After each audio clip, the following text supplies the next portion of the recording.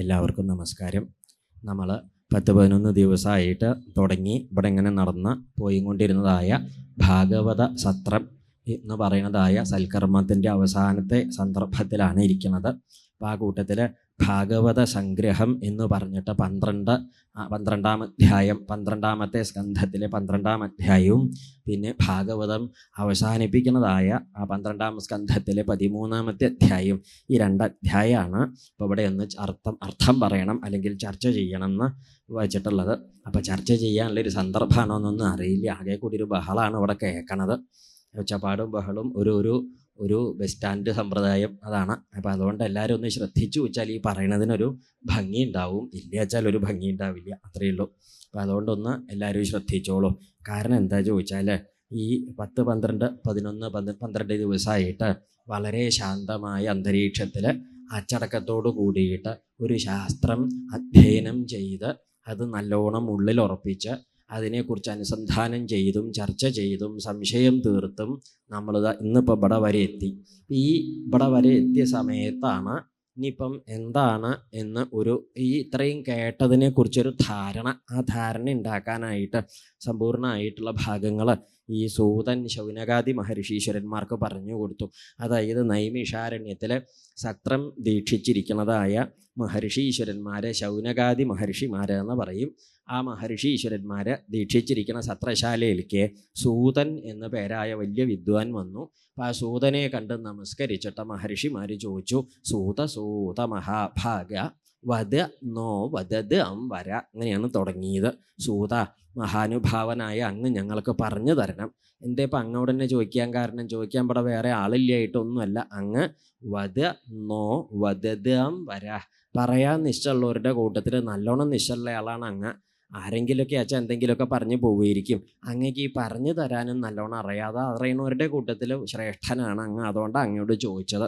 ഞങ്ങൾക്ക് വേണ്ടതൊക്കെ ഒന്ന് പറഞ്ഞു തരണം അങ്ങ് എന്ന് പറഞ്ഞു. അപ്പം അങ്ങനെ പറഞ്ഞ സമയത്ത് ഈ സൂതനോട് ശൗനകാദി മഹർഷീശ്വരന്മാർ അങ്ങ് ഞങ്ങൾക്ക് വേണ്ടത് പറഞ്ഞു തരണം എന്ന് പറഞ്ഞ് നമസ്കരിച്ച സമയത്ത് അവിടെ ഒരു പ്രത്യേകത എന്താണെന്ന് ചോദിച്ചാൽ, ഈ സൂതൻ എന്ന് പറയുന്ന ഒരു യോഗ്യനാണ് അവിടേക്ക് വന്നത്. സൂത പൗരാണികൻ എന്നൊക്കെ പറയും അദ്ദേഹത്തെക്കുറിച്ച് പറയുമ്പോൾ.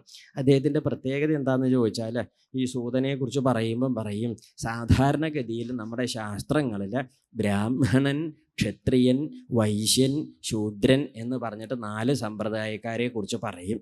പക്ഷേ ഈ സൂതൻ എന്ന് പറഞ്ഞ യോഗ്യൻ ബ്രാഹ്മണനും അല്ല, ക്ഷത്രിയനും അല്ല, വൈശ്യനും അല്ല, ശൂദ്രനും അല്ല.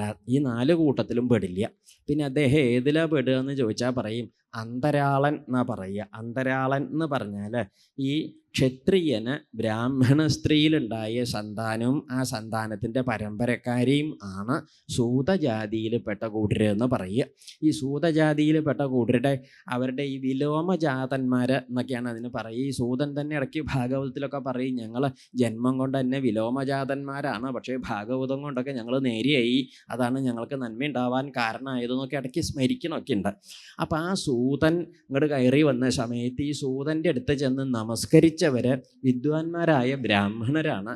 ഭാർഗവ ഗോത്രജാതന്മാരായ ബ്രാഹ്മണരാണ് ഈ ശൗനകാദി മഹർഷീശ്വരന്മാർ. ശൗനകൻ എന്നാണ് അതിൽ നേതാവായിട്ടിരിക്കുന്ന മഹർഷിയുടെ പേര്. ആദി ശബ്ദം കൊണ്ട് വേറെയും കുറേ പേരുണ്ടെന്ന് മനസ്സിലാക്കണം. അപ്പോൾ ഈ ശൗനകാദികളായ മഹർഷീശ്വരന്മാർ ആ സംഘം എന്തു ചെയ്തു? സൂതനോട് ചോദിച്ചു. അപ്പോൾ ഈ വിദ്വാൻമാരായ മഹർഷീശ്വരന്മാർ സത്രം ദീക്ഷിച്ച് യജ്ഞശാലയിൽ നൈമിഷാരണ്യത്തിൽ ഇരിക്കണവരായതുകൊണ്ട് അവരിപ്പം അറിവില്ലാത്തവരോ വിവരമില്ലാത്തവരോ ആണെന്ന് മനസ്സിലാക്കാൻ പറ്റില്ല. യജ്ഞദീക്ഷ ചെയ്തവർ വൈദികരാവണമെങ്കിൽ വേദം പഠിക്കണം. വേദങ്ങൾ 4 കമ്പോട് പഠിച്ച് നല്ലോണം മനസ്സിരുത്തി ഉറപ്പിച്ച് ആ വിദ്വാൻമാരായ മഹാത്മാക്കളാണ് ഈ വന്നുകൂടിയ സൂതനോട് എന്ത് പറഞ്ഞത്? സൂത മഹാഭാഗ എന്ന് വിളിച്ചത്. വെറുതെ സൂത എന്ന് വിളിച്ചു വെച്ചാൽ വലിയ വിഷമമൊന്നുമില്ല. മഹാഭാഗ എന്ന് വിളിച്ചിട്ടുണ്ട്. മഹാഭാഗൻ എന്ന് പറഞ്ഞാൽ മഹാഭാഗ്യവാൻ എന്നാണ് ആ വാക്കിന് സംസ്കൃത ഭാഷ പഠിച്ചവർ അർത്ഥം മനസ്സിലാക്കി പറയുക. അപ്പം മഹാഭാഗ്യവാൻ എന്ന് പറയുമ്പം ഈ വേദാദി ശാസ്ത്രങ്ങൾ പഠിച്ചുറപ്പിച്ച് വൈദിക സമ്പ്രദായത്തിൽ ജീവിക്കണ വിദ്വാൻമാരായ ഈ ബ്രാഹ്മണരേക്കാൾ എന്തോ ഒരു വൈശിഷ്ട്യം കൂടുതലുണ്ടാവുകൊണ്ടാണല്ലോ അദ്ദേഹത്തെ ഭാഗ്യവാനെ എന്ന് വിളിക്കുന്നത്. എല്ലാവർക്കും ഒരുപോലെ തരണേച്ചാൽ മറ്റൊരാളെ കൂട്ടത്തിലുള്ളവൻ ഭാഗ്യവാനെ എന്ന് വിളിക്കണ്ടല്ലോ. ഈ വിദ്വാൻമാരായ ബ്രാഹ്മണര് വിലോമജാതനായ സൂതനെ മഹാഭാഗ്യ എന്ന് വിളിച്ചത് വെറുതെ വിളിച്ചതല്ല. നമ്മുടെ നാട്ടിൽ എന്തെങ്കിലും കാര്യം നേരിയേക്കാൻ ആരെങ്കിലുമൊക്കെ നമ്മൾ വലിയ കേമാന്നൊക്കെ വിളിക്കും. കാര്യം നേരിയേ പിന്നെ കണ്ടാൽ മനസ്സിലാവൂല. അങ്ങനെ എന്തെങ്കിലും ഒരു കാര്യസാധ്യം നിരീക്ഷിച്ചിട്ടാണ് അങ്ങനെ വിളിച്ചത് എന്ന് പറയാനും സാധ്യതയില്ല. അപ്പം ഈ ശൗനകാദി മഹർഷീശ്വരന്മാർ അങ്ങനെ ഒരു ഘോഷം ഘോഷിച്ച് പറയുന്ന കൂട്ടത്തിലുള്ളവരല്ല. ചിലരങ്ങനെയുണ്ട്, എന്ത് പറയുമ്പോഴും കുറച്ച് വലുതാക്കിയിട്ടേ പറയുള്ളൂ, ഉള്ളതുള്ള മാതിരി പറയില്ല. കൊക്കിനെ കാണുമ്പോഴേക്ക് അരയന്നം എന്നൊക്കെ പറയും ചിലപ്പോൾ. അങ്ങനത്തെയൊക്കെ ആൾക്കാരുണ്ട്. അതൊരു പൊതുവേ ഒരു സമ്പ്രദായമാണ് വലിപ്പം പറയുക എന്നുള്ളത്.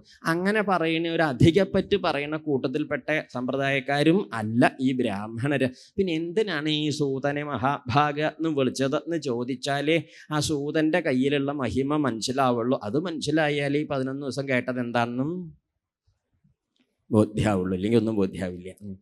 ഈ ബ്രാഹ്മണരുടെ കയ്യിൽ വേദങ്ങളും ശാസ്ത്രങ്ങളും ഒക്കെ ഉണ്ട്. പക്ഷെ അവർക്കില്ലാത്ത ഒന്ന് അദ്ദേഹത്തിൻ്റെ കയ്യിലുണ്ട്. അതിൻ്റെ പേരാണ് ഭാഗവതം. അത് അങ്ങയുടെ കയ്യിലുണ്ട്, അത് ഞങ്ങളുടെ കയ്യിലില്ല. അപ്പം അത് ഞങ്ങളൊക്കെ അങ്ങ് തരണം, വേണ്ട മാതിരി തരണം എന്ന് പറഞ്ഞു. ശരി, എന്നാൽ അങ്ങനെ ആവട്ടെ എന്നും പറഞ്ഞ് തുടങ്ങി. അന്ന് പ്രഥമ സ്കന്ധത്തിൽ ഈ സൂതനോട് ശൗനകാദി മഹർഷീശ്വരന്മാർ ചോദ്യം ചോദിക്കുമ്പോൾ ആദ്യം ചോദിച്ച ചോദ്യം ഭഗവാൻ സാത്വതാംപതി ദേവക്യാം വസുദേവസ്യ ജാതോ യസ്യ ചികീർഷയ. അതാണ് ഭാഗവതത്തിലെ ആദ്യത്തെ ചോദ്യം. ഭാഗവതം എന്ന് പറഞ്ഞാൽ ഒരു ചോദ്യോത്തര പരിപാടിയാണ്. സാധാരണഗതിയിൽ ഭാഗവതത്തിൽ ഉത്തരങ്ങളൊക്കെ നമ്മൾ വിസ്തരിച്ച് കേൾക്കുകയും ചെയ്യും, പറയുകയും ചെയ്യും. ചോദ്യങ്ങൾ അങ്ങനെ പറയാറില്ല. ചോദ്യങ്ങളെക്കുറിച്ച് നമ്മൾ ധാരാളം പറയാറുണ്ട്, ഉത്തരങ്ങളൊക്കെ നല്ലോണം പറയും. ഈ ഉത്തരങ്ങൾ പറയുമ്പോൾ പ്രത്യേകത എന്താ ചോദിച്ചാൽ ചോദ്യത്തിനാണ് ഉത്തരം, അല്ലാതെ വെറുതെ ഒരു ഉത്തരം നിൽക്കില്ല. കുട്ടികളൊക്കെ നമ്മൾ കോളേജിലൊക്കെ പഠിപ്പിക്കുമ്പോൾ കുട്ടികൾക്കൊക്കെ ക്ലാസ്സിൽ പറഞ്ഞു കൊടുക്കും, കുട്ടികളെ ഈ ഉത്തരം പരീക്ഷയ്ക്ക് ചോദിക്കുന്നതൊന്നും ഉത്തരമായിട്ട് പഠിച്ചു വെച്ചോളൂ. കുട്ടികളതൊക്കെ വലിയ അങ്ങനെ വട്ടത്തിൽ വളച്ച് വയ്ക്കും, ഗെയിമാണ് എന്നും പറഞ്ഞിട്ടാണ്. പരീക്ഷയ്ക്ക് വരെ ഒരു അക്ഷരം എഴുതിയിട്ടും ഉണ്ടാവില്ല. എന്താണോ താൻ എഴുതാഞ്ഞത് ചോദിച്ചാൽ പറയും ഉത്തരാണെന്ന് മനസ്സിലായി, അത് എന്തിൻ്റെ ഉത്തരാണെന്ന് മനസ്സിലായില്ല. അപ്പോൾ പിന്നെ ഉത്തരം ഉണ്ടായിട്ട് വലിയ കാര്യമൊന്നുമില്ല. ചോദ്യം എന്തെന്ന് മനസ്സിലാവാതെ ഉത്തരത്തിന് വലിയ പ്രസക്തിയൊന്നും ഇല്ല. അതുകൊണ്ട് ആദ്യം മനസ്സിലാക്കേണ്ടത് ചോദ്യത്തിനാണ് ഉത്തരം, ഉത്തരത്തിനല്ല ചോദ്യം. ചോദിച്ചതിനാണല്ലോ മറുപടി പറയേണ്ടത്, അതാണ് കൃത്യത. ഇപ്പം സൂതൻ ഇങ്ങോട്ട് വന്നു കയറിയപ്പോൾ സൂതനോട് പ്രഥമ സ്കന്ധത്തിൽ ഈ വിദ്വാൻമാരായ മഹർഷീശ്വരന്മാർ ചോദിച്ചത് ഭഗവാൻ സാത്വതാംപതി ദേവക്യാം വസുദേവസ്യ ജാതോ യസ്യ ചികീർഷയ തസ്യ കർമാണി. അല്ലേ, അങ്ങനെയുണ്ടല്ലോ അദ്ദേഹത്തിൻ്റെ കർമ്മങ്ങൾ. ഭഗവാൻ ദേവകീ വസുദേവന്മാരുടെ പുത്രനായിട്ട് എന്തിനു ജനിച്ചു, എന്നിട്ട് എന്തൊക്കെയാണ് ചെയ്തത്, എന്താ ഭഗവാന്റെ സമ്പ്രദായങ്ങൾ ഉണ്ടായത്, ഭഗവാൻ ഈ ഭൂമിയിൽ എന്തൊക്കെ മഹിമകൾ ചെയ്തു കൂട്ടി, എങ്ങനെയൊക്കെയാണ് ലോകത്തെ രക്ഷിച്ചത്, ഏതൊക്കെ വിധത്തിൽ ദുഷ്ടന്മാരെ നേരെയൊക്കെ എടുത്തു, അങ്ങനെ ലോകത്തിന് നന്മ നൽകി, ഈ വർത്തമാനങ്ങളൊക്കെ ഒന്ന് കേട്ടാൽ തരക്കടില്ല എന്നാണ് ആദ്യമായിട്ട് ചോദിച്ചത്. ഇതാണ് ചോദ്യം. വാസ്തവത്തിൽ ഈ ചോദ്യം നമ്മൾ അവിടെ അധികം അങ്ങനെ നോക്കി മനസ്സിലാക്കാറില്ല. ഇത് പ്രഥമ സ്കന്ധത്തിലെ ആദ്യത്തെ ചോദ്യമാണ്. ഈ ചോദ്യത്തിൻ്റെ ഉത്തരമാണ് എന്ത്, ഭാഗവതം.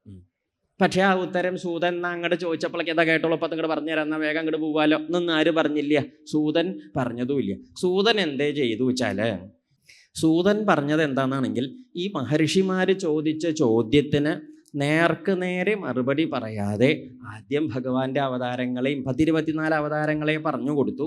അവിടുന്ന് പോന്നു കുറേശ്ശെ ഇങ്ങോട്ട് പോന്നിട്ട് പറഞ്ഞു ഭഗവത് ഭജനാണോ വേണ്ടത്, ഈ ധർമ്മം നേരാമണ്ണം അനുഷ്ഠിച്ചാൽ വേണ്ട ധർമ്മസ്വനുഷ്ഠിത പുംസാം വിശ്വക്സേന കഥാസുയ നോത്പാദയേൽ യതിരതിം ശ്രമ ഏവഹി കേവലം എന്ന് പറഞ്ഞു.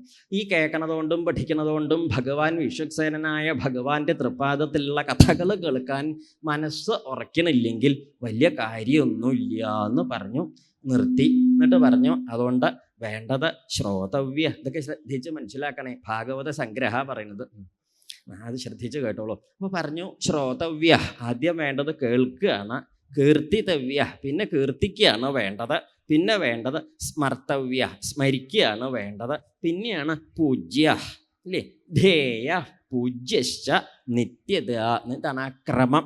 അതും സൂതം പറഞ്ഞു കൊടുത്തു. ആദ്യം വേണ്ടത് ശ്രോതവ്യ, ധാരാളം കേൾക്കണം. പിന്നെ കീർത്തിതവ്യ, പിന്നെ കീർത്തിക്കണം. പിന്നെയാണ് ധേയ, പിന്നെ ധ്യാനിക്കണം. പൂജ്യ, പിന്നെ പൂജ കഴിക്കണം. എങ്ങനെയാ വേണ്ടത്? നിത്യത. ഇത് ഏതെങ്കിലും ഞായറാഴ്ച രാവിലെ ചെയ്താൽ പോരാ. എന്ത് വേണം? നിത്യത, എന്നും വേണ്ടതാണ്. എന്നും ഊണഴിക്കാറില്ലേ? ഉണ്ട്. എന്നും കുളിക്കാറുണ്ട്? എന്നും ഒന്നുമില്ല, എന്നാലും എപ്പോഴെങ്കിലുമൊക്കെ ഉണ്ട്. അപ്പം അതവിടെ ഇരിക്കട്ടെ. അതുകൊണ്ട് കാര്യമില്ല. ഇപ്പോൾ ഉണ്ണാനും കുടിക്കാനും ഒക്കെ നമ്മൾ നേരത്തിന് നേരം തരമൊക്കെ നോക്കിയിട്ട് ചെയ്യും. അതുപോലെ ചെയ്യേണ്ട പ്രവൃത്തിയാണ് എന്താ? അതുകൊണ്ടാണ് നിത്യത, നിത്യം ചെയ്യണം. ഒരു ദിവസം ചെയ്താൽ പോരാ എന്ന് പറഞ്ഞു കൊടുത്തു. അതും പറഞ്ഞു, രൂപപ്പെടുത്തി ധാരാളമായിട്ട് പറഞ്ഞു. എന്നിട്ട് ഭഗവാന്റെ അവതാരങ്ങളിലേക്കൊക്കെ കടന്നു. ഭഗവാന്റെ ചില ലീലകളുടെ അംശങ്ങളൊക്കെ പറഞ്ഞു കൊടുത്തു. അത് കഴിഞ്ഞിട്ട് പിന്നെ ഇങ്ങോട്ട് കാലക്രമത്തിൽ മന്വന്തരങ്ങളെയൊക്കെ കൊണ്ടുവന്നു. ആ മന്വന്തരങ്ങളുടെ ക്രമത്തിൽ ഭഗവാന്റെ അവതാരങ്ങളും മഹിമകളും പറഞ്ഞു കൊടുത്തു. പോന്നു സ്വയംഭുവൻ്റെ മന്വന്തരത്തിൽ നിന്ന് തുടങ്ങി. അവിടെ നിന്ന് അങ്ങനെ പോകുന്ന ഈ വൈവസ്വതൻ്റെ മന്വന്തരത്തോളം, 7ാമത്തെ മന്വന്തരത്തോളം എത്തിച്ചു. ആ മന്വന്തരങ്ങളിലൊക്കെയുള്ള കഥകളും പറഞ്ഞു കൊടുത്തു. അങ്ങനെ വൈവസ്വത മന്വന്തരത്തിലുണ്ടായ വംശപരമ്പരകൾ വർണ്ണിക്കണ കൂട്ടത്തിൽ ഭഗവാന്റെ സോമവംശത്തെയും വർണ്ണിച്ചു കൊടുത്തു. ആ സോമവംശത്തിൽ ശ്രീകൃഷ്ണാവതാരം ഉണ്ടായ കഥയും വർണ്ണിച്ചു. അവിടുന്ന് കൃഷ്ണാവതാരം ഈ ദശമസ്കന്ധത്തിലും ഏകാദശ സ്കന്ധത്തിലും സമ്പൂർണ്ണമായിട്ട് വിസ്തരിച്ചു.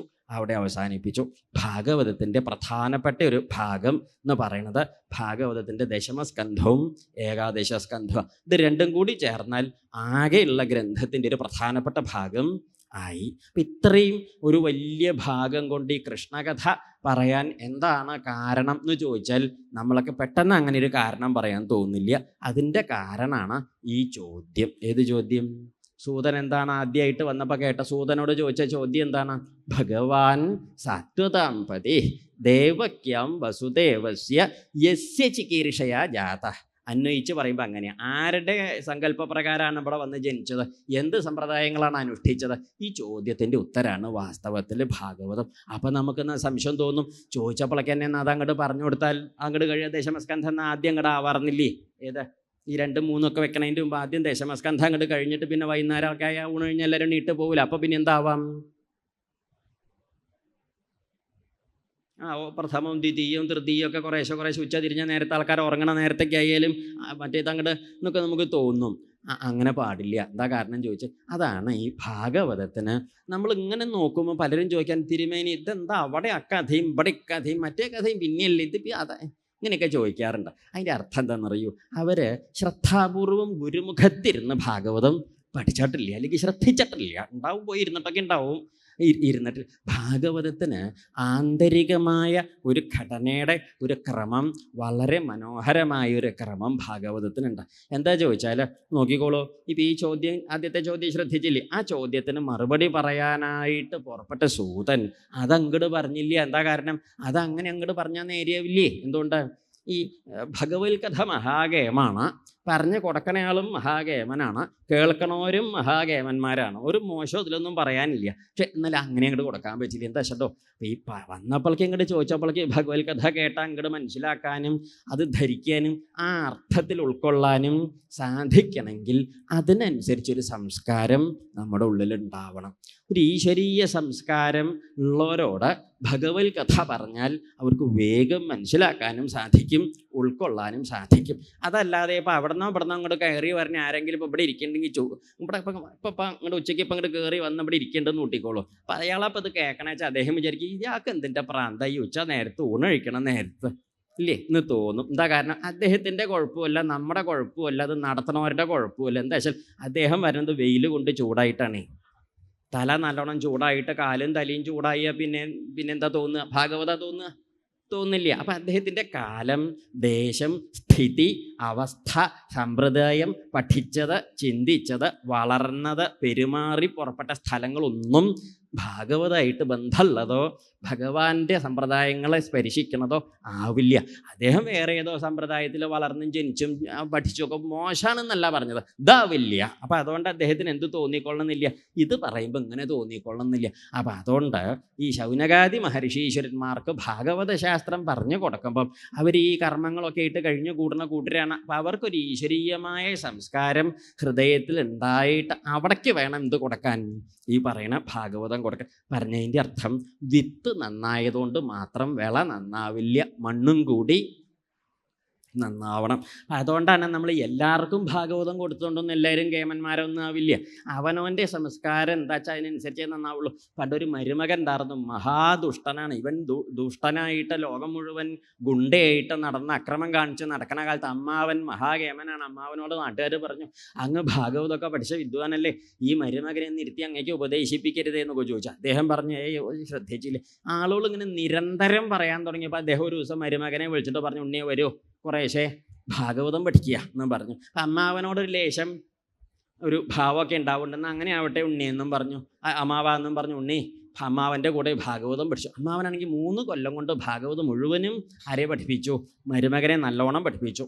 മുഴുവനും പഠിപ്പ് കഴിഞ്ഞപ്പം അമ്മാവൻ മരുമകനോട് ചോദിച്ചു, സന്തോഷമായി, ഇപ്പം ഏതാണ്ടൊക്കെ നേരെ ആയിട്ടുണ്ടാവുമല്ലോ. അമ്മാവൻ ചോദിച്ചു, മരുമകനെ ഇപ്പം എന്താ തനിക്ക് മനസ്സിലായത്, ഇത്രയും ഇങ്ങോട്ട് പഠിപ്പ് കഴിഞ്ഞപ്പോഴേ, ഭാഗവതം പഠിപ്പ് കഴിഞ്ഞപ്പം തനിക്കിപ്പോൾ എന്താ മനസ്സിലായത് ചോദിച്ചു. മരുമകൻ പറഞ്ഞു, അമ്മാവ അത്യാവശ്യത്തിന് വേണമെങ്കിൽ അമ്മാവനെയും കൊല്ലാന്ന് ഇപ്പോഴാണ് മനസ്സിലായത് എന്നും പറഞ്ഞു.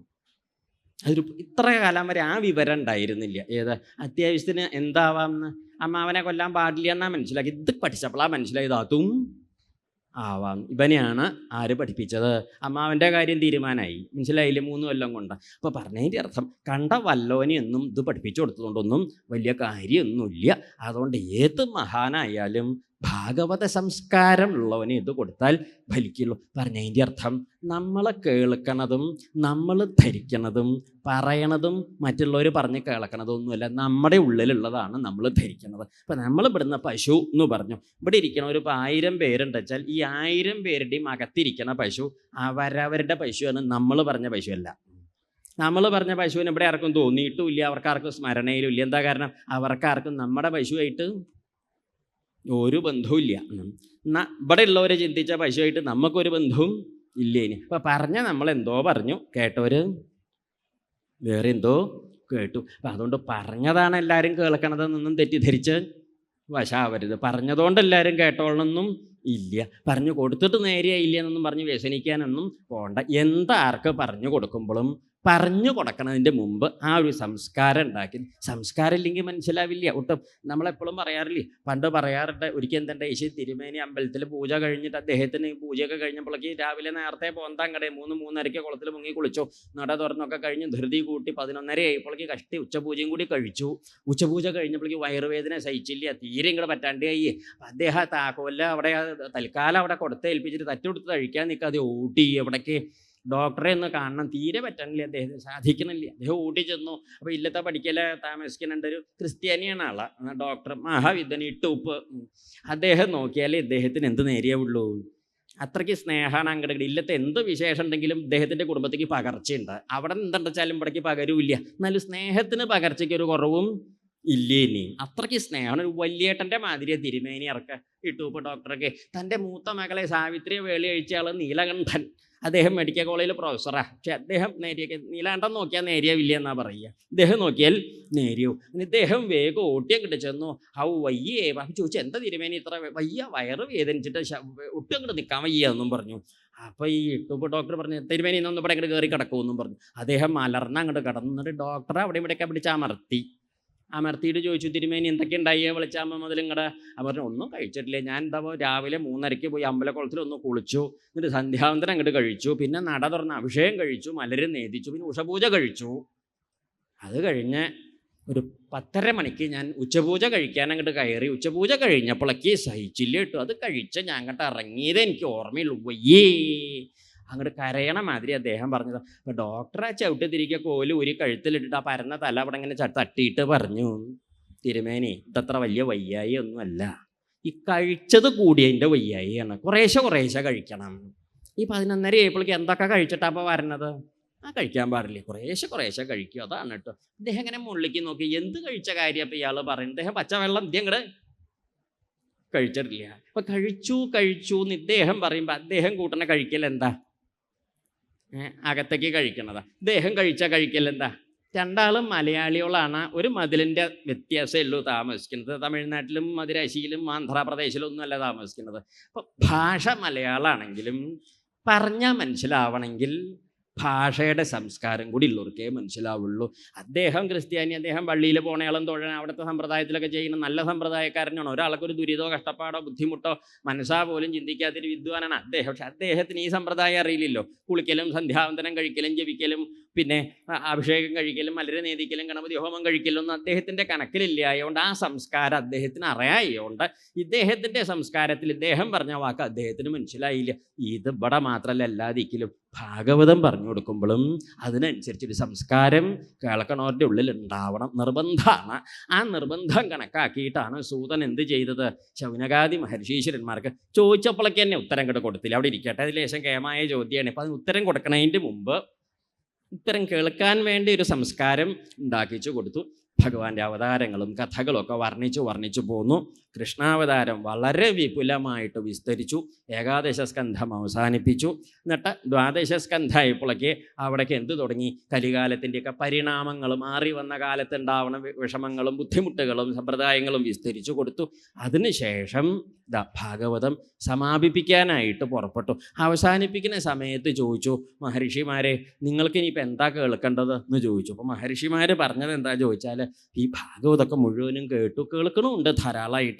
പക്ഷെ ഇത് കേട്ടിട്ട് ഒന്നും ഇപ്പോൾ കേൾക്കുമ്പോഴൊക്കെ അപ്പം നമുക്ക് നല്ലോണം ഉള്ളിൽ ഇങ്ങനെ ഉറച്ചിരിക്കും. ഇപ്പോൾ ഇതൊക്കെ കേട്ടപ്പോൾ ഇവിടുന്ന് അങ്ങോട്ട് പോണവരുടെ ഉള്ളിൽ ഭാഗവതം ഇങ്ങനെ കുത്തി മറിഞ്ഞിരിക്കുകയോ എന്തായിരിക്കില്ലേ. അത് കഴിഞ്ഞ് ബസ് സ്റ്റാൻഡിൽ എത്തുമ്പോഴേക്ക് ഏതാണ്ടൊക്കെ ഒന്ന് ഒരു പാകം വരും. ബസ് സ്റ്റാൻഡിൽ ബസ്സിൽ കയറി കാറ്റ് കൊള്ളുമ്പോൾ ഒന്നും കൂടി പാകത വരും. കുടുംബത്തെ എത്തുമ്പോഴേക്ക് പിന്നെ നമ്മുടെ മുട്ടുകാലും കുഴമ്പ് തൈലം ഇതൊക്കെ തന്നെയായിട്ട് തീരും. ഭാഗവതമൊന്നും ചിലപ്പം കയ്യിലുണ്ടാവില്ല. കുറ്റം പറഞ്ഞതല്ലേ കുറേശ്ശൊക്കെ. പിന്നെ ഈ ലോക വ്യവഹാരങ്ങളിൽ ഇങ്ങനെ നടക്കുമ്പോൾ ഓരോ വ്യവഹാരങ്ങൾ ചെയ്ത് പോകുമ്പോൾ അതിങ്ങനെ വലിഞ്ഞു കയറി വരുമ്പോൾ ഇതിങ്ങനെ ഇറങ്ങി അങ്ങനെ ഇങ്ങോട്ട് പോയിട്ട് എന്തില്ലാണ്ടിയാവും. ആരെയും കുറ്റം പറഞ്ഞൊന്നുമല്ല, മനുഷ്യന്മാരുടെ സമ്പ്രദായം. നമുക്കിപ്പോൾ ഇവിടെ ഇങ്ങോട്ട് താമസിക്കാൻ പറ്റുമോ? പറ്റില്ല. ഇതിപ്പോൾ ഇവിടെ ഇങ്ങനെ എന്നും ഉണ്ടാവൂല്ല. ഇനി പല ദിക്കിലും വല്ല വായന ഉണ്ടാകുമ്പോൾ പോയി കേൾക്കുകയൊക്കെ പറ്റുള്ളൂ. അത് നിവൃത്തിയില്ല. എന്താ ചെയ്യണത്? നമ്മുടെ ജീവിതമൊക്കെ ഇപ്പം അങ്ങനെയാണ്, എല്ലാവരുടെയും അങ്ങനെയാണ്. അപ്പം അതുകൊണ്ട് എന്താ ഇപ്പം ഇതിങ്ങനെ കുറേശ്ശെയായിട്ട് മങ്ങണു, കുറേശ്ശെയായിട്ട് അതിൽ ശക്തി കുറയണു, എന്താ ചെയ്യുക? ആര് ചോദിച്ചു? ശൗനകാദി മഹർഷിമാർ. അപ്പോഴാണ് സൂതൻ പറഞ്ഞത്, പേടിക്കേണ്ട, എന്താണെന്ന് വെച്ചിട്ടോ, മരുന്ന് മഹാകേമാണ്. പക്ഷെ മരുന്ന് നന്നായിട്ട് മാത്രം കാര്യമില്ല, പഥ്യം കൂടി നോക്കണം. ഇതും കൂടി വേണം. മരുന്ന് നന്നായിട്ട് വൈദ്യര് മരുന്ന് തരുമ്പോൾ നമ്മളോട് എന്ത് പറയും? നമ്മൾ മരുന്നൊക്കെ കഴിക്കാനായിട്ട് വാങ്ങിക്കൊണ്ടിരുമ്പോൾ ഈ ആയുർവേദം വൈദ്യന്മാരില്ലേ, അവർ പറയും ഓരോന്ന് മരുന്നൊക്കെ നമുക്ക് വയ്യായ്ക്ക് ചികിത്സ ചെയ്യുമ്പോൾ പറയും ഈ പഥ്യം ഇങ്ങനെയുണ്ട്, പഥ്യം നല്ലോണം നോക്കണം.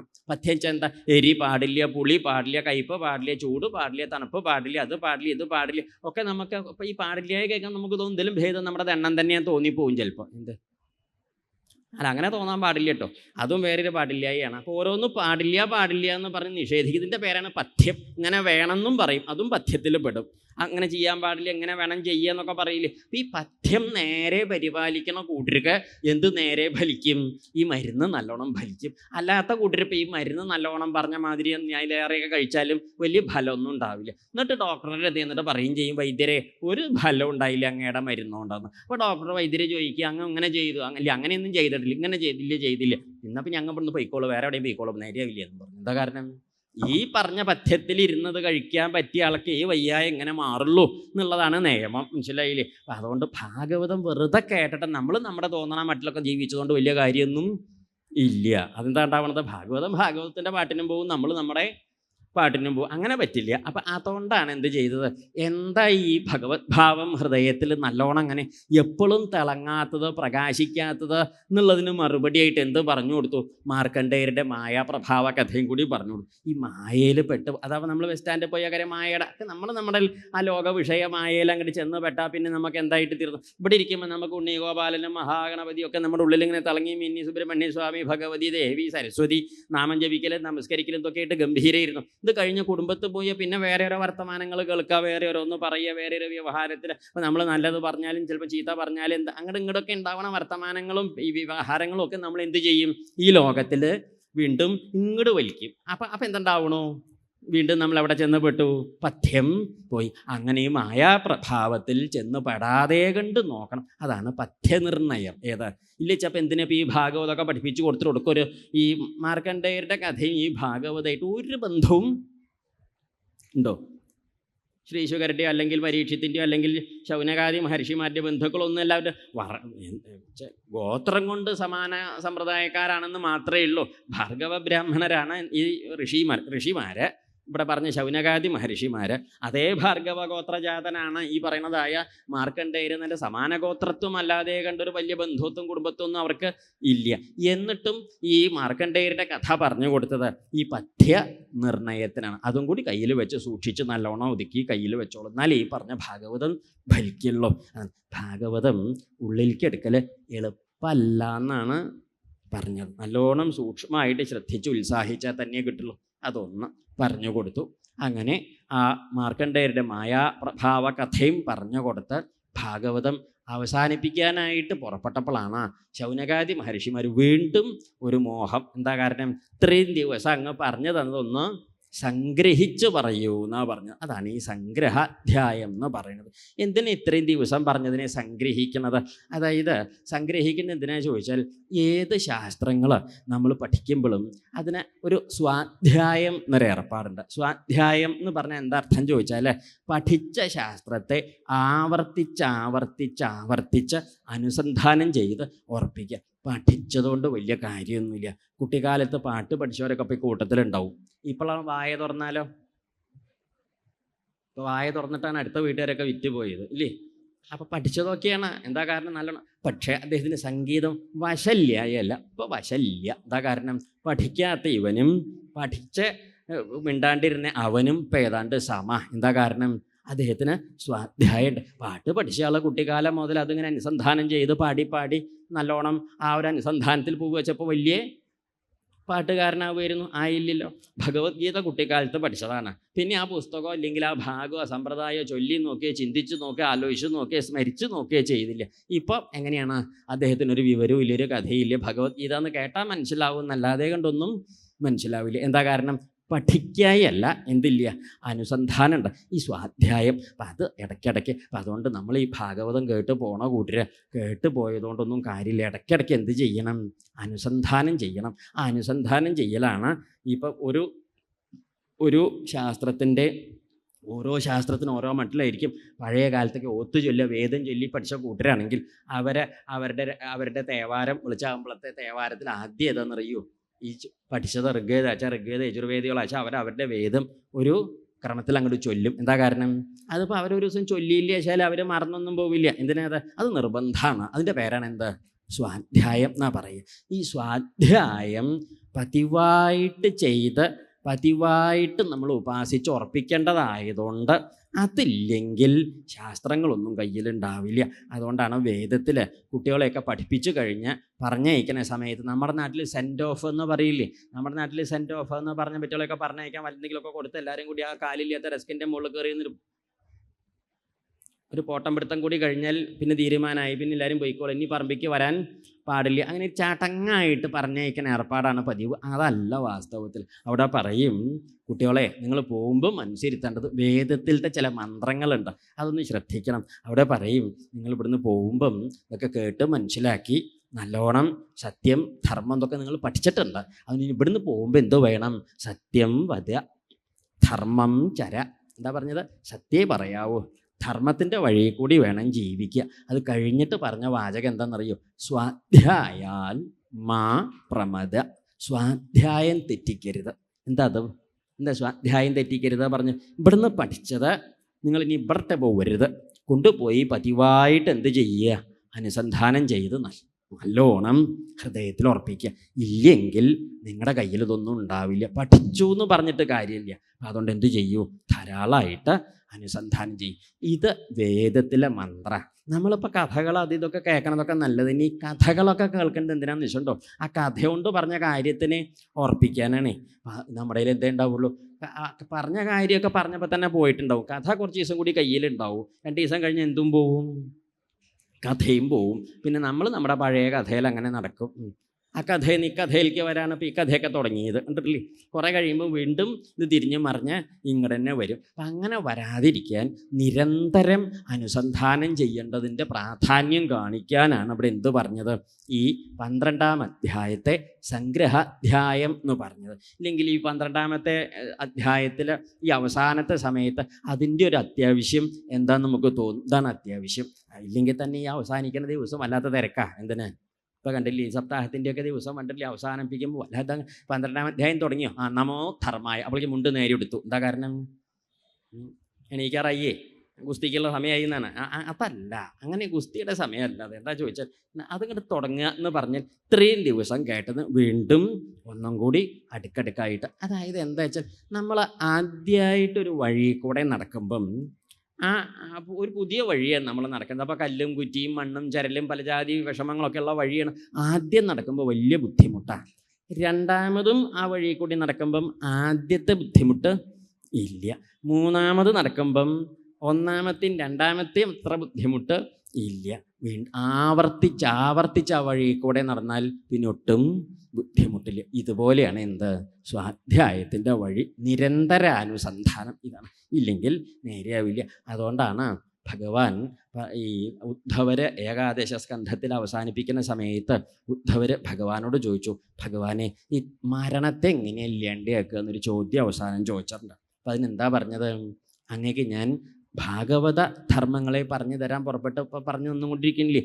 യാൻ ശ്രദ്ധയാ ആചരൻ മർത്യോ മൃത്യും ജയതി ദുർജയം. അടിയിൽ വരയ്ക്കേണ്ട വരിയത് യാൻ എന്ന് പറഞ്ഞാൽ ആ ഭാഗവത ധർമ്മങ്ങളെ ആരാണോ ശ്രദ്ധയോട് കൂടിയിട്ട് കേൾക്കണത് എന്നോ പറയണത് എന്നോ ചർച്ച ചെയ്യണതെന്നോ നോട്ട് പുസ്തകത്തിൽ എഴുതി കൊണ്ടുപോകണതെന്നൊന്നുമല്ല അതിൽ പറഞ്ഞത്. യാൻ ഭാഗവത ധർമാൻ ശ്രദ്ധയാ, ഭക്തിയോട് കൂടിയിട്ട് ആരാണോ ആചരൻ എന്ന് പറഞ്ഞ അർത്ഥം എന്താ, ജീവിതത്തിലേക്ക് ആചരിക്കുന്നത്, അവരെ മൃത്യും ജയതി ദുർജയം മൃത്യും ജയതി. ബുദ്ധിമുട്ടി ജയിക്കേണ്ടതായ മരണത്തെ നിഷ്പ്രയാസം ജയിക്കണോ, അവർക്ക് മരണത്തിൻ്റെ ബുദ്ധിമുട്ടില്ല. അപ്പോൾ മരണത്തിൻ്റെ ബുദ്ധിമുട്ട് തീരണമെങ്കിൽ എന്താ വേണ്ടത്, ഭാഗവത ധർമ്മങ്ങളെ ആചരിക്കുക വേണ്ടത്. അപ്പോൾ ഈ പറഞ്ഞതൊക്കെ ഇപ്പം നമ്മൾ ധാരാളം ഒന്നും നമ്മൾക്ക് പറ്റിയില്ല വെച്ചാലും, ധാരാളം ഒന്നും അനുഷ്ഠിക്കാൻ സാധിച്ചില്ല എന്നുണ്ടെങ്കിലും നമ്മൾ ചെയ്യേണ്ടത് കുറേശ്ശെങ്കിലും എന്ത് ചെയ്യുക, അതാണ് ഈ സംഗ്രഹത്തിൻ്റെ ഒരു പ്രാധാന്യം. കുറേശ്ശെങ്കിലും നമ്മുടെ ഹൃദയത്തിലേക്ക് പകർത്തുക. ലേശം മതി, ധാരാളം ഒന്നും സാധിച്ചില്ല വെച്ചാലും ഭഗവത്ഗീത പറയും, സ്വൽപ്പമപ്യസ്യ ധർമ്മസ്യ ത്രായത്തെ മഹതോ ഭയാൽ. ധാരാളമില്ലെങ്കിലും സ്വൽപ്പമാണെങ്കിലും ആ ധർമാനുഷ്ഠാനം നമ്മൾ എന്ത് ചെയ്യും, മഹത്തായ വലിയ ഭയത്തിൽ രക്ഷിക്കും. ലേശാണെങ്കിലും അത്രേ വേണ്ടോ, ലേശാണെങ്കിലും അത് നമ്മളെങ്ങോട്ട് കൊണ്ടുപോകും, മുമ്പിലേക്ക് മാത്രമല്ല, നമ്മളൊരു നന്മയുടെ വഴി കൂടി ഒരു നല്ല പ്രവൃത്തി ചെയ്യുകയാണെങ്കിൽ അവർക്കൊരു കാലത്തും കഷ്ടവും ഉണ്ടാവില്ല, നഷ്ടവും ഉണ്ടാവില്ല, നാശവും ഉണ്ടാവില്ല, ക്ലേശവും ഉണ്ടാവില്ല. ഭഗവാൻ പ്രത്യേകം പറയും, എന്താ പറയാൻ കാരണം എന്നറിയോ, നഹി കല്യാണകൃത് കശ്ചിത് ദുർഗതിം താത ഗച്ഛതി. ഹേ താത, കല്യാണകൃത് കശ്ചിത്, സൽക്കർമ്മങ്ങൾ ചെയ്യണ ഒരാൾ ഒരിക്കലും ദുർഗതിം ന ഗച്ഛതി, ദുർഗതിയെ പ്രാപിക്കില്ല. അദ്ദേഹത്തിന് ഒരിക്കലും ദുർഗതി ഉണ്ടാവില്ല. ഇത്ര കഷ്ടത്തിലായി എന്ന് തോന്നിയാലും അദ്ദേഹം ദുഷ്ട സമ്പ്രദായത്തിലേക്കായി കഷ്ടത്തിലായിട്ട് തീരില്ല. അദ്ദേഹത്തിൻ്റെ രക്ഷയ്ക്ക് ആ അകത്തിരിക്കണ അദ്ദേഹം ചെയ്തതായ നന്മയുടെ മഹിമ അദ്ദേഹത്തിൻ്റെ കയ്യിലുണ്ടാവുമെന്നാണ് പറഞ്ഞത്. അത് പ്രത്യേകം ധരിക്കണം. അതുകൊണ്ടാണ് ഈ സംഗ്രഹത്തെ പ്രത്യേകം സൂക്ഷ്മമായിട്ട് ധരിക്കണം. അപ്പോൾ ഈ സംഗ്രഹത്തെക്കുറിച്ച് ചോദിച്ച സമയത്ത് ഈ സൂതൻ അവസാനിപ്പിക്കുന്ന സമയത്ത് പറഞ്ഞു, ഞാൻ എന്താ നിങ്ങൾക്ക് പറഞ്ഞു തരാം. തുടങ്ങി തന്നെ നമോ ധർമായ മഹതേ എന്നാണ് പറഞ്ഞ വാക്കെന്താണ്, നമോ ധർമായ മഹതേ, മഹതേ ധർമായ നമ. ആ മഹത്തരമായ ധർമ്മത്തിനെ ഞങ്ങൾ എന്താ നമസ്കരിക്കുന്നു എന്നാണ് പറഞ്ഞത്. എന്നിട്ടാ തുടങ്ങണതേ നമോ ധർമായ മഹതേ. അതുകൊണ്ട് ധർമ്മത്തെ നമസ്കരിച്ചിട്ടോ കൃഷ്ണായ നമഃ കൃഷ്ണായ വേധസേ. ആ ഭഗവാനെ, ശ്രീകൃഷ്ണ പരമാത്മാവിനെ നമസ്കരിച്ചു, വേദവ്യാസ ഭഗവാനെ നമസ്കരിച്ചു, ബ്രാഹ്മണേഭ്യോ നമസ്കൃത്യ, ബ്രാഹ്മണാദികൾ വിദ്വാൻമാരായ ബ്രാഹ്മണരെയും നമസ്കരിച്ചിട്ട് ധർമാൻ വക്ഷ്യേ, എന്നിട്ട് ധർമ്മങ്ങളെ ഞാൻ പറഞ്ഞു തരാം. ഇതേ സമ്പ്രദായത്തിലൊരു വാചകം സപ്തമസ്കന്ധത്തിൽ ആ 11-ാമത്തെ അധ്യായം തുടങ്ങുമ്പം ഭഗവാന്റെ മഹിമയെക്കുറിച്ച് പറയുമ്പോൾ പറയും, ഞാൻ എന്ത് പറയാം, നിങ്ങൾക്ക് ധർമ്മത്തെക്കുറിച്ച് ഞാൻ പറഞ്ഞു തരാം എന്ന് പറഞ്ഞിട്ട് വർണ്ണാശ്രമ ധർമ്മ സമ്പ്രദായത്തിൽ സനാതന ധർമ്മത്തെക്കുറിച്ച് വിസ്തരിക്കാൻ പുറപ്പെട്ട നാരദ മഹർഷി ഈ സമ്പ്രദായത്തിലാണ് എന്ത് പറയാൻ തുടങ്ങിയത്? ധർമ്മ ഉപദേശം ചെയ്യാൻ തുടങ്ങിയത്. അതും ഇതും കൂടി ഒന്ന് കൂട്ടിച്ചേർത്ത് യോജിപ്പിച്ച് സ്മരിച്ചു നോക്കൂ. ആ സമ്പ്രദായത്തിൽ അവിടെ തുടങ്ങിയത്. ഇത്രയും ദിവസം ഞാൻ നിങ്ങൾക്ക് പറഞ്ഞു തന്നതായ മഹിമകൾ അത്ര സങ്കീർത്തിത സാക്ഷാൽ ഭഗവാൻ. ഇവിടെ ഞാൻ ഇത്രയും നേരം പറഞ്ഞത് ഭഗവാന്റെ മഹിമയാണ്. അപ്പോൾ ചോദ്യം എന്താണ്? ആദ്യത്തെ ചോദ്യം, ശ്രീകൃഷ്ണ ഭഗവാൻ എന്തിനാണ് ഭൂമിയിൽ അവതരിച്ചതെന്നാണ് ചോദിച്ചത്. അപ്പം അതിനിവിടെ അവസാനിപ്പിക്കുമ്പം പറയാണ്, ഇവിടെ ഞാൻ പറഞ്ഞത് മുഴുവനും ഭഗവാന്റെ മഹിമയാണ്, അല്ലാത്തതൊന്നും പറഞ്ഞിട്ടില്ല എന്നാണ്. അപ്പോൾ ചോദിക്കുക, അല്ലാത്തതും പറഞ്ഞിട്ടില്ലേ? പുരഞ്ജനൻ്റെ കഥയൊന്നും ഭഗവാന്റെ മഹിമയല്ലല്ലോ. അവിടെയൊക്കെ കുറേ അങ്ങനെ പറഞ്ഞില്ലേ? പുരഞ്ജനൻ്റെ കഥയും ഏത് കഥ, ആരുടെ കഥയായിക്കോട്ടെ, എവിടെ എങ്ങനെ പറഞ്ഞാലും ഒക്കെ കൊണ്ടുവച്ചൊന്ന് എത്തിച്ചത് എവിടെയാണ്? ഭഗവാന്റെ മഹിമയിലാണ്. അതിനെ വർണ്ണിക്കാനാണ് പലതരത്തിൽ ഈ കഥകളെക്കുറിച്ച് പറഞ്ഞത് എന്ന് ശ്രീശുക ബ്രഹ്മഋഷിയെ കൊണ്ട് പറയിപ്പിച്ചിട്ടുണ്ട്. എവിടെ? മുമ്പ് പരീക്ഷത്തിന് അവസാനിപ്പിക്കുന്ന സമയത്ത് പരീക്ഷത്തിനോട് പറഞ്ഞില്ലേ, കഥാ ഇമാസ്തേ കഥിതാഹ മഹീയസാം. ഈ പറഞ്ഞ മഹാത്മാക്കളുടെ കഥകളൊക്കെ അങ്ങേക്ക് ഞാൻ പറഞ്ഞു തന്നത് എന്തിനാന്ന് വെച്ചിട്ടുണ്ടോ? അവരൊക്കെ ഇപ്പം അങ്ങേപോലെ പോകുന്ന കൂട്ടരാണേ. അങ്ങേപോലെ ജീവിച്ച് വളർന്ന് രാജ്യം ഭരിച്ചും പല സമ്പ്രദായത്തിൽ ഇരുന്നും കഴിഞ്ഞും കൂടി പോകുന്ന കൂട്ടരാണ്. അവരൊക്കെ ഇന്നിപ്പോൾ എവിടെ? വലിയ വലിയ യോഗ്യന്മാരായ രാജാക്കന്മാർ, മാന്ധാതാവ് ഉണ്ടായി, പിന്നെ യയാതി ഉണ്ടായി, എത്ര വലിയ വലിയ ആൾക്കാർ മുമ്പ് ഉണ്ടായിട്ടുണ്ട്. അവരൊക്കെ ഇപ്പം ഇന്നിപ്പോൾ ഇവിടെ ഉണ്ടോ? ഇല്ല. അവരവരുടെ കാലം കഴിഞ്ഞപ്പം പോവുകയും ചെയ്തു. അതേപോലെ തന്നെയാണ് ഇപ്പം അങ്ങ്. അതുകൊണ്ട് എന്തേ വേണ്ടു? വിജ്ഞാന വൈരാഗ്യ വിവക്ഷയാ വിഭോ. അതുകൊണ്ട് അങ്ങ് എന്ത് ചെയ്യൂ?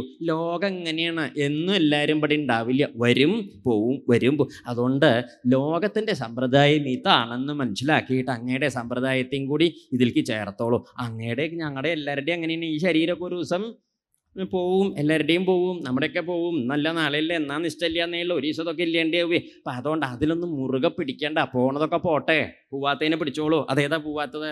അതാണ് വിജ്ഞാന വൈരാഗ്യ വിവക്ഷയാ വിഭോ വചോ വിഭൂതി.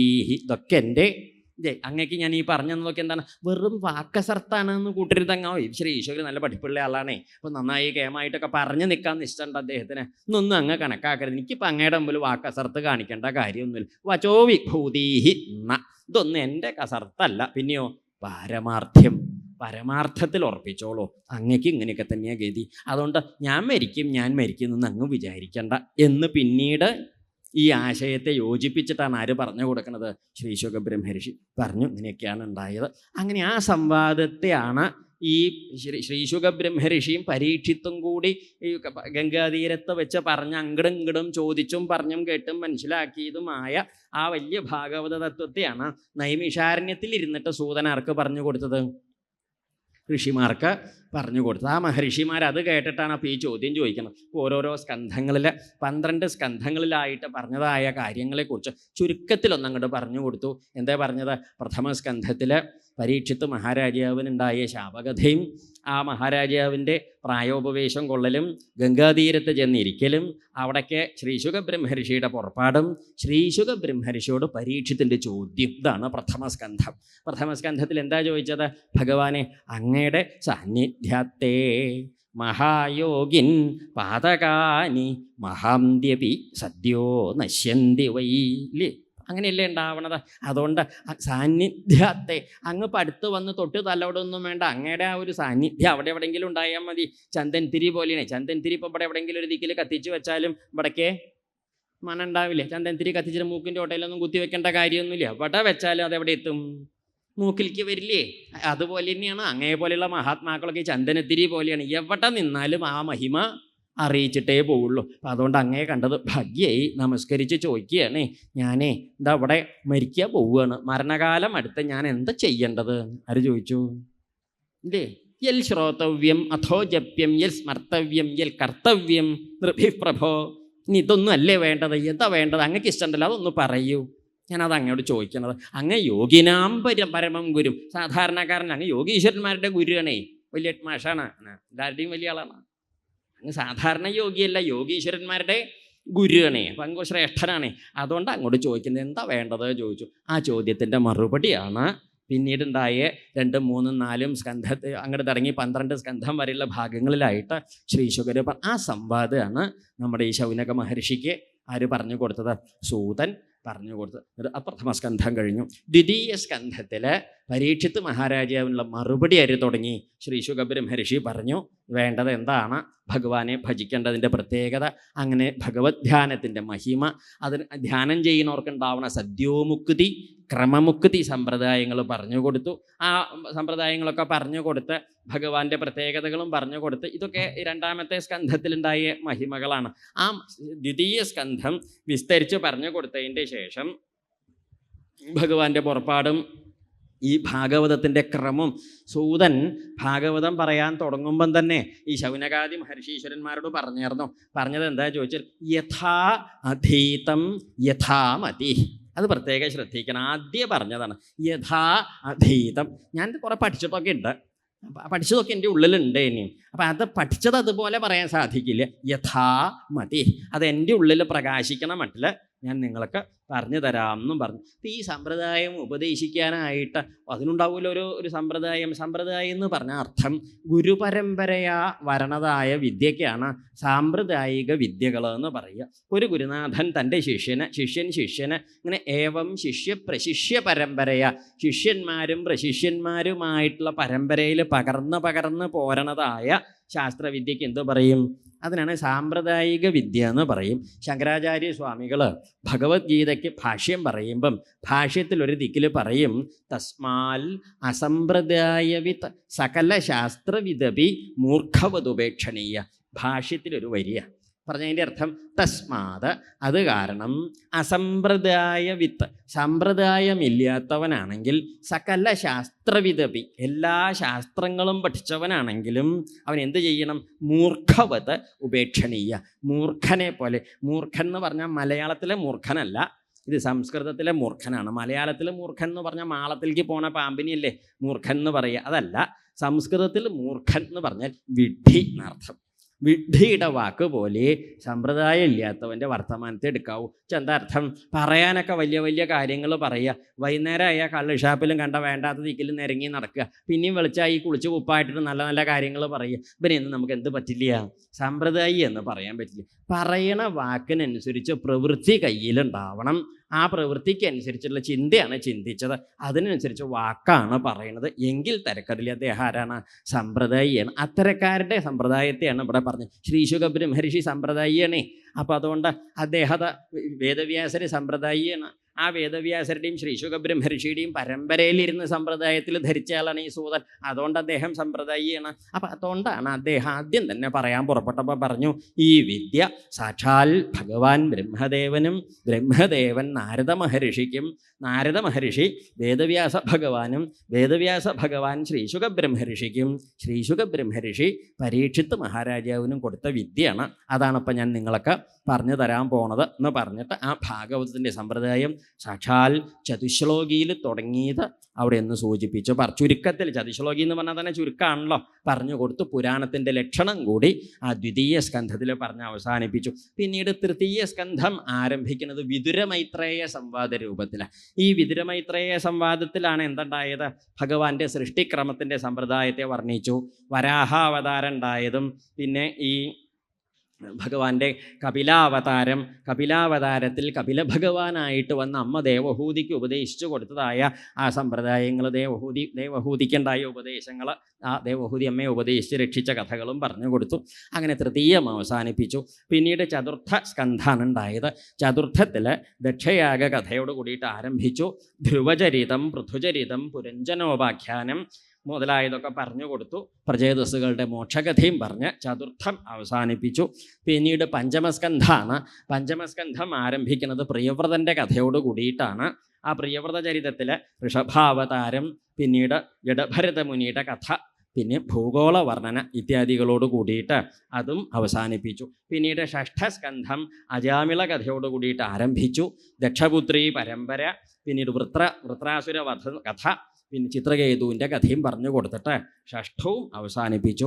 സപ്തമസ്കന്ധം പ്രഹ്ലാദാനുചരിതമാണ്.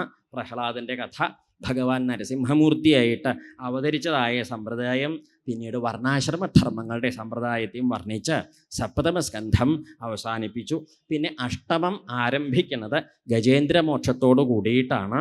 ആ കൂട്ടത്തിൽ പാലാഴി മഥനം, കൂർമാവതാരം, വാമനാവതാരവും വർണ്ണിച്ച് മത്സ്യാവതാരം കൂടി പറഞ്ഞ് അതും അവസാനിപ്പിച്ചു.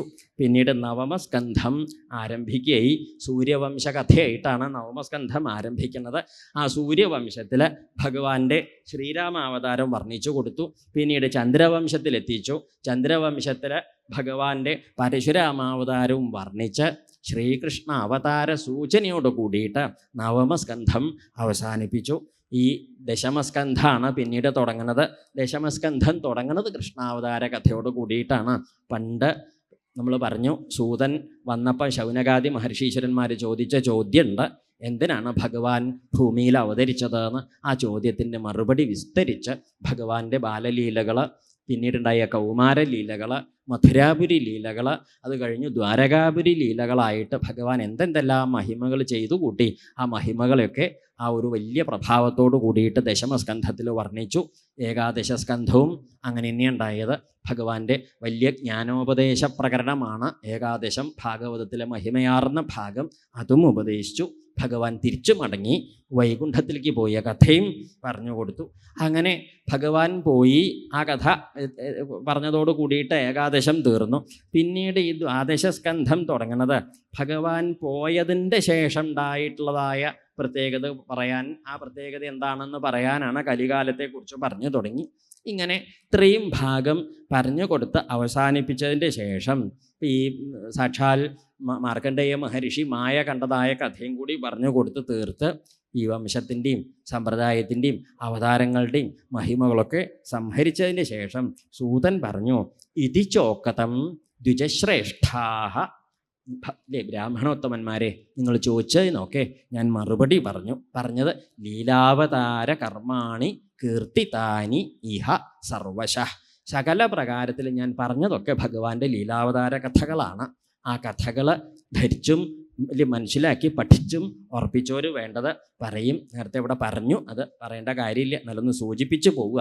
പതിത വീഴുമ്പോഴോ, സ്ഖലിത വീഴാൻ പോകുമ്പോഴോ, അങ്ങനെയല്ല, ഏതെങ്കിലും തരത്തിലാർത്തനായിട്ട് ദുഃഖിതനായി വിഷമിച്ച് ക്ലേശിച്ച് ബുദ്ധിമുട്ടിയിരിക്കുമ്പോഴൊക്കെ വേണ്ടത് ഇത്രയും കേട്ട് പഠിച്ച് ഉറപ്പിച്ചവർ വേണ്ടത് ആ ഭഗവാനെ ഹൃദയത്തിലേക്ക് ചേർത്ത് പിടിച്ചിട്ട് പറയുക, ഹരയേ നമഃ, അങ്ങേയുള്ളൂ ഞങ്ങളൊക്കെ, ഇതാണ് വേണ്ടത്. ശ്രീഹരയേ നമഃ. ഭഗവാനെ, അങ്ങാണ് ഞങ്ങളുടെ അത്താണി, എല്ലാം അവിടെയാണ് ഞങ്ങൾ സമർപ്പിക്കുക. അതുകൊണ്ട് സന്തോഷമായാലും ദുഃഖമായാലും ഇനി ക്ലേശമായാലും ദേഷ്യമായാലും സങ്കടമായാലും എല്ലാം ഞങ്ങൾ എവിടെ കൊണ്ടുപോയി സമർപ്പിക്കണോ? ശ്രീഹരയേ നമഃ. ഇതാണ് വേണ്ടത്. ഈ പാഠമാണ് ഭാഗവതത്തിൻ്റെ പാഠം. കൊണ്ടുവന്ന് എവിടെ എത്തിച്ചു? ഭഗവാന്റെ പാദത്തിലെത്തിച്ചു, അവസാനിപ്പിച്ചു എന്ന് പറയുകയാണ്. അതുകൊണ്ട് ഭഗവാന്റെ ഇത്രയും പറഞ്ഞു തീർത്തു. ഇത്രയും പറഞ്ഞ് സംഗ്രഹത്തോടു കൂടി അവസാനിപ്പിച്ചതിൻ്റെ ശേഷം പിന്നീട് പറഞ്ഞത് ഈ ഭാഗവതം കേട്ടാൽ ഉണ്ടാവണ ചില ഫലശ്രുതി എന്ന് പറയും. എന്തിനാ ഈ ഫലശ്രുതി? ഫലശ്രുതി എന്തിനാന്ന് ചോദിച്ചാൽ, വാസ്തവം പറഞ്ഞാൽ വിദ്വാൻമാരായ കൂട്ടരെ സംബന്ധിച്ചിട്ട് ഫലശ്രുതി ഒരു വലിയ ഒരു പ്രധാനമല്ല. എന്താ കാരണം, അവരെന്തായാലും ഇപ്പോൾ അത് പഠിച്ചും മനസ്സിലാക്കിയും ധരിച്ചും ഉറപ്പിച്ചും വയ്ക്കും. പക്ഷേ സാധാരണക്കാർക്ക് അത് മതിയാവില്ല. അതുകൊണ്ട് ഫലശ്രുതിയെക്കുറിച്ച് പറയുമ്പം ശാസ്ത്രങ്ങളിൽ വിദ്വാൻമാർ പറയും, രോചനാർത്ഥ ഫലശ്രുതി. രോചനാർത്ഥ ഈ പഠിക്കുന്നവർക്കും ഇതിലേക്ക് പ്രവേശിക്കുന്നവർക്കൊക്കെ ഒരു രോചന പറഞ്ഞാൽ ഒരു സന്തോഷം, ഒരു താല്പര്യം ഉണ്ടാവണമല്ലോ. അപ്പം നമ്മൾ സഹസ്രനാമമൊക്കെ ചൊല്ലുമ്പം സഹസ്രനാമം കഴിഞ്ഞ് അവസാനം പറയും സഹസ്രനാമം ചൊല്ലിയാൽ ബുദ്ധി ഉണ്ടാവും, സഹസ്രനാമം ചൊല്ലിയാൽ പണം ഉണ്ടാവും, സന്താനം ഉണ്ടാവും, ഉണ്ണി ഉണ്ടാവും എന്നൊക്കെ പറഞ്ഞ് ഇങ്ങനെ പറയും. നമ്മൾ കുറേ കാലമായി ചെല്ലുന്നത് വരെ ഈ പറഞ്ഞ സാധനമൊന്നും ഉണ്ടായിട്ടുമില്ല. ഉണ്ടോ? ഇതുകൊണ്ട് ഉണ്ടായിട്ടില്ല. ഉണ്ടോ? ഇത് ചൊല്ലിയിട്ട് എണ്ണീട്ടപ്പോഴേക്ക് ഉണ്ണി ഉണ്ടായവരാരാ ഉള്ളത്? അല്ലെങ്കിൽ സമ്പത്തുണ്ടായവർ ഇല്ല. പക്ഷെ ഇത് പറയുന്നത് തെറ്റാണോ? തെറ്റൊന്നുമല്ല. എന്താ കാരണം? ഉണ്ടാവും. എന്താ കാരണം? അതങ്ങനെ ചൊല്ലിയും പഠിച്ചും നല്ല വഴി കൂടി ധർമ്മത്തിൻ്റെ വഴി കൂടെ പോകുമ്പം ദുരിതങ്ങൾ തീർന്ന് നന്മയിലേക്ക് വന്നുണ്ടാവും. അസത്യമൊന്നും അല്ല പറഞ്ഞത്. എന്നാൽ അത് പറഞ്ഞോളണമെന്നൊന്നുമില്ല. നമുക്കറിയില്ല, ഊണ് കഴിച്ചാൽ അല്പം ആഹാരമൊക്കെ കഴിച്ചാൽ വേണ്ട മാതിരി പുഷ്ടി ഉണ്ടാവും എന്നൊക്കെ അറിയാലോ. എന്നാലും നമ്മൾ വാങ്ങുന്ന ആഹാരത്തിൻ്റെ മുകളിൽ എഴുതിയിട്ടുണ്ടാവും ഇതിങ്ങനെ കഴിച്ചാൽ ഇന്നത് ഉണ്ടാവും, ഇങ്ങനെ ഉണ്ടാവും എന്നുണ്ട്. അത് കണ്ടിട്ടാണ് നമ്മളിന്ന് മുഴുങ്ങുക. കണ്ടിട്ടില്ലേ? അപ്പം അതിനാണ് യോജനാർത്ഥ ഫലശ്രുതി. ഒരു ഫലശ്രുതി പറയും. അത് ഈ സാധാരണക്കാരായ ആളുകൾ, ആരംഭക്കാർ, തുടക്കക്കാരൊക്കെ ഉണ്ട് വെച്ചാൽ അവർക്കൊക്കെ ഒരു ഉത്സാഹം ഉണ്ടാവട്ടെ വെച്ചത്. കുറേ കഴിഞ്ഞാൽ ഇപ്പം നമ്മൾ ആ ഫലശ്രുതി വായിക്കാറേ ഇല്ല. എന്തില്? ഈ സഹസ്രനാമത്തിൽ. സഹസ്രനാമം എപ്പോഴും പതിവുണ്ട്, പക്ഷെ ഫലശ്രുതിയൊന്നും ഇപ്പം പതിവില്ല. എന്താ കാരണം? അത് വലിയ അപകടമൊന്നുമല്ലേ. നമുക്ക് അതിലത്തെ ശ്രദ്ധ പോയി. എന്തിലത്തെ ശ്രദ്ധ? യാമിമാം പുഷ്പിതാം വാചം പ്രവദന്ത്യ വിപശ്ചിത വേദവാദരതാ പാർത്ഥ നന്യതസ്ഥീതിവാദിന കാമാത്മാന സ്വർഗപരാഹ എന്നൊക്കെ ഭഗവാൻ തന്നെ, ശ്രീകൃഷ്ണ ഭഗവാൻ തന്നെ പറഞ്ഞു വെച്ചതാണ്. വേദത്തിൽ ചില അങ്ങനെയുള്ള മോഹന വാക്യങ്ങളൊക്കെ ഉണ്ട്. സ്വർഗ്ഗകാമോ യജേത, സ്വർഗ്ഗകാമോ ജ്യോതിഷ്ടോമേന യജ്ഞേന യജേത. സ്വർഗത്തിക്ക് പോകേണ്ട ഒരു ജ്യോതിഷ്ടോമ യജ്ഞം കൊണ്ട് യാഗം കഴിച്ചോളൂ. എന്നാൽ എവിടേക്ക് പോവാം? സ്വർഗത്തേക്ക് പോവാൻ പോകേണ്ടവർ മതി. അല്ലാത്തവർ ഇവിടെയൊക്കെ എങ്ങനെ തന്നെ ഇപ്പം കഴിക്കേണ്ടതൊക്കെ കഴിച്ചാലും മതി. ഉണ്ടല്ലേ? സ്വർഗത്തേക്ക് അങ്ങനെ ഉണ്ടല്ലേ? അപ്പം അതൊക്കെ കണ്ടിട്ട് ആളുകൾ ജ്യോതിഷ്ടോമൊക്കെ കഴിക്കുക ആദ്യം. പിന്നെ കുറേ കാലം കഴിയുമ്പോൾ നമുക്ക് മനസ്സിലാവും സ്വർഗത്തേക്ക് ഒന്നും പോകണമെന്നൊന്നുമില്ല. ജ്യോതിഷ്ടോമൊക്കെ കഴിച്ച് മനസ്സൊക്കെ ശുദ്ധായി, ചിത്തശുദ്ധി വന്നു. അപ്പം എന്ത് വന്നു? ഹൃദയത്തിൽ സദ്യോ ഹൃദ്യവരുദ്ധ്യതേ. ഹൃദയത്തിൽ ആര് വന്ന് കയറിക്കൂടി? ഭഗവാൻ വന്ന് കയറിക്കൂടി. നേരെയായി. കണ്ടോ? അപ്പം അതാണ് ഫലാഭിസന്ധി ഇല്ലാതെ കണ്ട ഈ കർമ്മങ്ങൾ ചെയ്യുമ്പോൾ ഇങ്ങനെയുണ്ട്, ഫലാപേക്ഷയാ ചെയ്യുമ്പം അങ്ങനെയുണ്ട്. രണ്ട് ജാതി വഴി. ഏത് വഴി വെച്ചാൽ എടുത്തോളൂ എന്നാ പറഞ്ഞു. ഇത്രയും പറഞ്ഞു കൊടുത്തിട്ടാണ് പറഞ്ഞത്. ഇപ്പോൾ ഇവിടെയും പറയും വിപ്രോധിത്യാപ്പുന്നു യാൽ പ്രജ്ഞം രാജന്യോദധി മേഖലാം. വിപ്രനാണെങ്കിൽ ബുദ്ധിയൊക്കെ തെളിഞ്ഞ് നേരെയാവും. രാജാവാണെങ്കിൽ വലിയ ഈ സമുദ്രപര്യന്തയായ ഭൂമിക്ക് അധിപതിയാവും. വൈശ്യൻ വലിയ സമ്പന്നനാവും. ശൂദ്രൻ സുഖമായിട്ട് കേമനാവും. പാപങ്ങളൊക്കെ തീർന്ന് നേരെയാവും എന്നൊക്കെ പറയും. ശരി, സമ്മതിച്ചു. സാമാന്യേന അതും പറഞ്ഞു കൊടുത്തു. ഇത്രയും പറഞ്ഞു കൊടുത്തിട്ട് ഇനി അവസാനിപ്പിക്കുകയാണ്. അപ്പം അവിടെ വാസ്തവത്തിൽ നമ്മൾ ഈ ഭാഗവതം കേട്ടവര് എന്ത് ചെയ്യണ്ടു എന്നാണൊരു സംശയം. ഭാഗവതം കേട്ട ഇതൊക്കെ ഇപ്പം നമ്മൾ സാമ്പ്രദായികമായിട്ട് പറയേണ്ടത്. ഭാഗവതം കേട്ടവർ ചെയ്യേണ്ടത് എന്താണെന്ന് ചോദിച്ചാൽ അതാണ് അവസാനിപ്പിക്കുമ്പോൾ പറഞ്ഞ് നിർത്തുകയാണ്. അവിടെ പറയും ഈ ഭാഗവതം സാക്ഷാൽ ജ്ഞാനവൈരാഗ്യ ഭക്തിയുടെ സംഗ്രഹമാണ്. ഇതിലതൊക്കെ ഉണ്ട്. ഭക്തി ജ്ഞാന വിരാഗപ്പതോ വിവേകോ വർദ്ധതേ മഹാൻ എന്ന് ചോദിച്ചിട്ടാണല്ലോ തുടങ്ങിയത്. ഭക്തിയും ജ്ഞാനവും വൈരാഗ്യവും ഉണ്ടാവാനുള്ള വിദ്യ എന്താണെന്ന് ചോദിച്ച് തുടങ്ങി. മറുപടി ആയിട്ട് പറഞ്ഞു കൊടുത്തു. അപ്പോൾ മറുപടി ആയിട്ട് പറഞ്ഞു കൊടുത്തത് എന്താ ചോദിച്ചാൽ പറയും, ശ്രദ്ധിച്ച് കേൾക്കണേ. അവിടെ പറയാം ഭാഗവതം കേട്ടവർ ചെയ്യേണ്ട വിദ്യയാണ്. തൃണ്വൻ. അത് കേട്ടാൽ പോരാ. നമ്മൾ കേട്ടവര് വിപഠൻ. പിന്നെ വേണ്ടത് പഠൻ എന്നല്ല പറഞ്ഞത്, വിപഠൻ വിശേഷമായിട്ട് പഠിക്കണം. വെറുതെ സാമാന്യമായിട്ട് പഠിച്ചാൽ പോരാ. ആദ്യം തൃണ്വന് കേൾക്കുക വേണ്ടത്, കേട്ടു.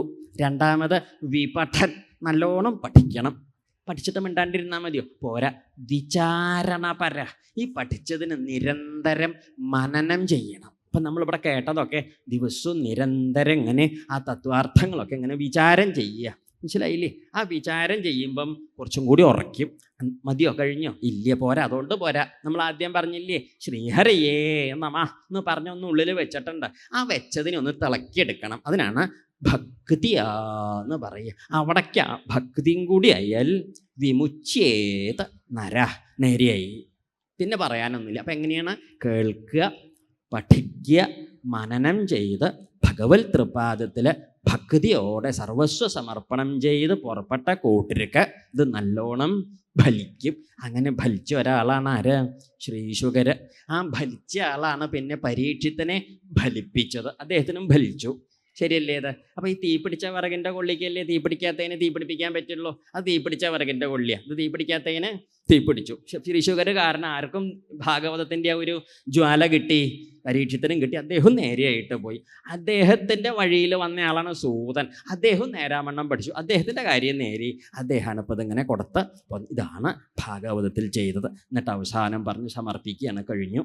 പറഞ്ഞത് എന്താ ചോദിച്ചാൽ പറയും എല്ലാ മഹിമകളും ആദ്യം തുടങ്ങി സാക്ഷാൽ ഭഗവാൻ ബ്രഹ്മദേവനും, ബ്രഹ്മദേവൻ നാരദ മഹർഷിക്കും, നാരദ മഹർഷി പരീക്ഷത്ത് അല്ലേ അവിടെ നിന്ന് നാരദ മഹർഷി കൊണ്ടുവന്ന് ഈ വേദവ്യാസ ഭഗവാന്, പിന്നെ വേദവ്യാസ ഭഗവാൻ ശ്രീശുക ബ്രഹ്മർഷിക്ക്, ആ ശ്രീ ശുഖബ്രഹ്മർഷി അത് പരീക്ഷിത്ത് മഹാരാജാവിനും കൊടുത്തു പോകുന്നതായ ഈ ശാസ്ത്രം തൽ ശുദ്ധം, അത് ശുദ്ധമാണ്, കലർപ്പില്ല, വിമലം, കളങ്കമില്ലാത്തതാണ്, മാത്രമല്ല വിശോകം, അനുസന്ധാനം ചെയ്യുന്നവർക്ക് ദുഃഖവും ഇല്ല, അമൃതം, അവർക്ക് മരണവും ഇല്ല. അതെന്താണ്? സത്യം പരം ധീമഹി, അതാണ് ആ പരമസത്യത്തിൻ്റെ കഥ. ഭാഗവതം ആ പരമസത്യത്തിൻ്റെ കഥയാണ്. ആ സത്യസ്വരൂപനെയാണ് ഞങ്ങൾ ധ്യാനിക്കുന്നത്. നമ്മൾ തുടങ്ങിയത് സത്യം പരം ധീമഹി എന്ന് പറഞ്ഞ് തുടങ്ങി. ആ പരമസത്യസ്വരൂപൻ്റെ മഹിമ, ആരാണ് ഈ സത്യസ്വരൂപൻ എന്നത് ദശമസ്കന്ധത്തിൽ നാരദ ബ്രഹ്മദേവനെ കൊണ്ട് പറയിച്ചു. സത്യവ്രതം സത്യപരം ത്രിസത്യം സത്യസ്യയോനിം നിഹിതം ച സത്യേ എന്ന് പറഞ്ഞിട്ട് സത്യസ്വരൂപനായ ഭഗവാനാണ് മഹിമയുള്ളത് എന്ന് പറഞ്ഞു. എന്നിട്ട് പോന്ന് ഈ സത്യസ്വരൂപൻ ഹൃദയത്തിൽ ഉറപ്പിക്കുക എങ്ങനെയാണെന്ന് പഠിപ്പിച്ചു കൊടുത്തു. പണ്ട് കാപിലത്തിൽ പറഞ്ഞു, അമ്മേ എന്ത് ചെയ്യണം നോക്കൂ, സഞ്ചിന്തയേൽ ഭഗവത ചരണാരവിന്ദം, ഭഗവാന്റെ പാദത്തെ ഹൃദയത്തിൽ ഉറപ്പിക്കൂ. ഒടുക്കം കപിലം പറഞ്ഞ് അവസാനിപ്പിക്കുമ്പം പറഞ്ഞു, എന്ത് വേണം? തസ്മാൽത്വം സർവഭാവേന ഭജസ്വ പരമേഷ്ഠിനം, ആ പരമേഷ്ഠിയായ ഭഗവാനെ ഹൃദയത്തിൽ ഉറപ്പിച്ചോളൂ. പോന്നു കുറേ മുമ്പിലേക്ക് വന്നു, ദശമസ്കന്ധത്തിലൊക്കെ ചർച്ച ചെയ്തു വന്നു. ഏകാദശസ്കന്ധത്തിൽ വീണ്ടും ഇക്കാര്യം പറഞ്ഞു. എന്താ പറഞ്ഞത്? ശംഖചക്രഗദാപത്മ വനമാല വിഭൂഷിതം നൂപുരൈർവിലസൽപാദം കൗസ്തുഭപ്രഭയായുധം ദ്യുമൽ കിരീടകടക കട്ടിസൂത്രാംഗദായുധം സർവാംഗസുന്ദരം ഹൃദ്യം പ്രസാദ സുമുഖേക്ഷണം സുകുമാരം അഭിധ്യായേൽ. ഈ സ്വരൂപത്തെ ധ്യാനിക്കൂ. ഏകാദശത്തിൽ പറഞ്ഞു.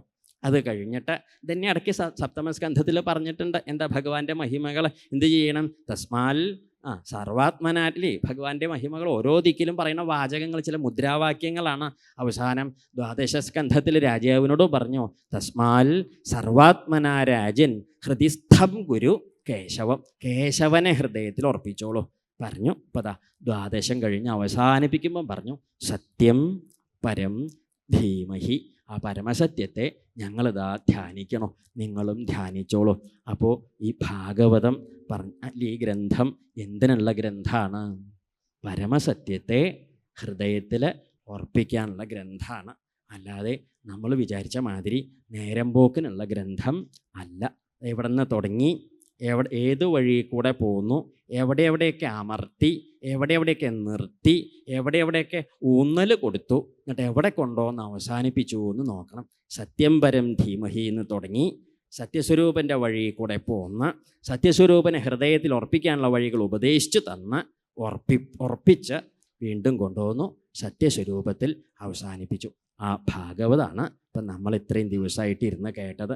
ഇപ്പം നമ്മുടെ ഉള്ളിൽ ഈ ഭാഗവതം നല്ലോണം തിളച്ചിരിക്കണ വെള്ളം പോലെയാണ്. വെള്ളം ഇങ്ങനെ തിളച്ചിരിക്കുമ്പം നല്ലോണം ഇങ്ങനെ തിളയ്ക്കുമല്ലോ. പിന്നെ കുറച്ച് ദിവസം കഴിഞ്ഞ് ഇങ്ങനെ തിളക്കിയാൽ പിന്നെ നമ്മൾ ശ്രദ്ധിക്കാണ്ട് പോയാൽ തള ഇങ്ങനെ കെട്ടടങ്ങി എങ്ങനെ പോവും. ശരിയല്ലേ ഇത്? അപ്പം നമ്മൾ എന്ത് ചെയ്യണം? തിളച്ചിരിക്കണേ ആ അടുപ്പത്ത് ഇരിക്കണേ ആ ചെമ്പിലോ വെള്ളത്തിന് ഇടയ്ക്കൊരു കൊള്ളി ഇങ്ങനെ അടുപ്പിൽ കൂട്ടി കൊടുക്കുക. അപ്പം എന്തുണ്ടാവും? അതിങ്ങനെ തിളയ്ക്കൽ നിൽക്കാതെ തിളച്ചുകൊണ്ടിരിക്കും. കെട്ടടങ്ങി തിളയ്ക്കൽ നിന്നാൽ പിന്നെ രണ്ടാമത് കത്തിച്ച് തിളപ്പിക്കുമ്പം ഒരു ജാതി പുകയുടെ രുചി ഉണ്ടാവും, ആ വെണ്ണീരിൻ്റെയൊക്കെ പൊടി ഉണ്ടാവും, ഒരു ഭംഗി ഉണ്ടാവില്ല. കെട്ടാറാൻ സമ്മതിക്കേണ്ട, ജ്വലിപ്പിച്ചോളൂ. രാവിലെയൊക്കെ കുറേശ്ശെ എണീട്ട് കുളിച്ച് തൊഴുത് നമസ്കരിച്ച് ഒരധ്യായമെങ്കിലും ഭാഗവതം വായിച്ചോളൂ. ഒരധ്യായം ഇല്ലെങ്കിൽ ഒരു 10 വരിയെങ്കിൽ 10 ശ്ലോകമെങ്കിലും ചൊല്ലിക്കോളൂ. 10 ശ്ലോകം ഇല്ലെങ്കിൽ ഒരു 5 ശ്ലോകമെങ്കിലും, അതും ഇല്ലാത്തൊരു 2, അതും ഇല്ലാത്തൊരു 1 ശ്ലോകമെങ്കിലും, അതും ഇല്ലാത്തൊരു അര ശ്ലോകം.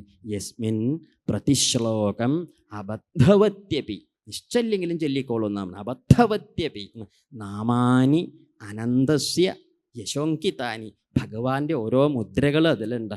അതുകൊണ്ട് ഉപേക്ഷിക്കരുത്, മുറുകെ പിടിച്ചോളൂ, പിടിച്ചുറപ്പിക്കുക. ഭാഗവതം പ്രത്യക്ഷ കൃഷ്ണയേവഹി, ഭഗവാന്റെ സ്വരൂപമാണ്. കയ്യെ പിടിച്ച് കരകയറ്റി കൊണ്ടുപോകാൻ അതേ വേണ്ടും. ഈ ശാസ്ത്രം ഒരു വലിയ വഴിയാണ്, ആർക്കും പ്രവേശിക്കാം. പണ്ഡിത പാമര ഭേദമില്ലാതെ ആ ശാസ്ത്രാർത്ഥമാണ് നമ്മൾ ഇത്രയും ദിവസം ഇരുന്ന് കേട്ടത്. അതുകൊണ്ട് ഇവിടുന്ന് പോകുമ്പം ഇനി അടുത്ത സത്രത്തിന് കാണാം എന്നുള്ള ഭാവമില്ലാതെ ദിവസവും ഭഗവാന്റെ സ്വരൂപത്തെ ഹൃദയത്തിൽ ഉറപ്പിക്കുക. ഭഗവാൻ ഇവിടുന്ന് മടങ്ങി പോണ സമയത്ത് ഈ ഉദ്ധവര് ഭഗവാനോട് പറഞ്ഞു അത്രേ, ഇവിടുന്ന് പോയാൽ ഞങ്ങൾക്ക് ആരും ഉണ്ടാവില്ല, പോവരുതെന്ന്. അന്ന് ഭഗവാൻ പറഞ്ഞതാണ്, പേടിക്കേണ്ട, എൻ്റെ മഹിമ ഞാൻ ഭാഗവതത്തിൽ വെച്ചിട്ടാണ് പോണത്. അപ്പം അതുകൊണ്ട് ആരാണോ ഭാഗവതം വാങ്ങി അലമാരയിൽ വെക്കണത് നല്ല പറഞ്ഞത്. ഭാഗവതം എടുത്ത് എന്നെ അതിൽ കണക്കാക്കിയിട്ട് ഭജിക്കുന്നത് ഭാഗവതത്തിൻ്റെ വഴി കൂടി അവർക്ക് ഞാൻ എന്നും ഉണ്ടാവും കൂടെ എന്നാണ്. അതുകൊണ്ട് ഭാഗവതത്തിൽ കൂടി ആരെ ഭജിക്കൂ? ഭഗവാനെ ഭജിക്കൂ, മുറുകെ പിടിക്കൂ, ഭഗവാന്റെ അടുത്തേക്ക് പ്രവേശിക്കൂ. ലോകം ഇന്നുണ്ടായി നാളെ ഇല്ലാതെ കണ്ടാവും. എത്ര വലിയ ആൾക്കാർക്കും ഇത്രയേ ഉള്ളൂ. അതുകൊണ്ട് സത്യം പരം ധീമഹി, ആ പരമസത്യം എന്നും ഹൃദയത്തിൽ പ്രകാശിക്കട്ടെ.